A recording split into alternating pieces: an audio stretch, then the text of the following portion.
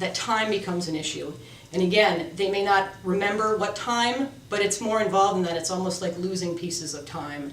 That they may not remember or understand really how long 2 hours is. So you might say, we're going in 2 hours, and in 5 minutes the person asks again, when are we going? Is it time to go now? And so there are ways to help people with those things and use visual reminders. But again, this is when that time frame starts to become irrelevant.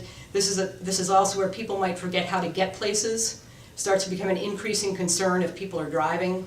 And again, people may be able to get somewhere familiar because that's in their long-term memory, but they may not remember how they got there. They may not remember who they came with. They may not remember what car is there in the parking lot, but it doesn't mean they don't have that skill of driving there. But in the meantime, there's many reasons to be concerned. So if you know someone, again, who maybe you said, here's a list of 3 things to go get at the grocery store, and they're gone for an hour and a half, and they come back, and they have the wrong item, and you start asking them questions about, well, where were you? It seems like you should have been back by now.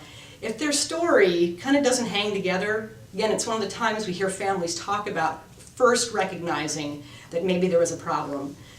Now again, as our memories age, maybe we need to write things down and put them on Post-it notes so we remember. And that's totally okay to do at any age. But those, again, are the things where we can't hold those things in our memory, and even with reminders, we may be having difficulty with those areas. So again, like those issues too, one of the big areas that becomes, for all of us as we age, are issues about our ability to drive. And this can be multiple issues in the brain. Part of what our brain does for us is help us understand how close a car is to us, how quickly we need to hit the brakes if we see a stop sign or someone crossing the road in front of us, where to put our cup. Do we put it on the table and make sure we get it on the table and not drop it into thin air? Those are all functions that our brain helps us do. Well, those can obviously significantly impact our ability to drive. So again, along with our physical timing not being as good as it used to be as we age, if you literally can't make decisions about how close something is, how fast you're going, how slow you're going, those are really important reasons to be concerned.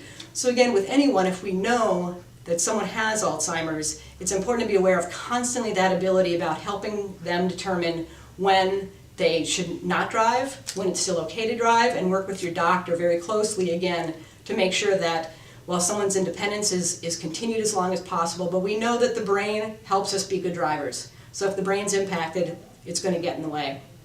And again, normal aging, it's hard to negotiate when there's lots of traffic and lots of cars, and so for some people they may adjust the times of day they drive. They may say, I'm not driving at night anymore. That's hard. Normal aging, totally okay.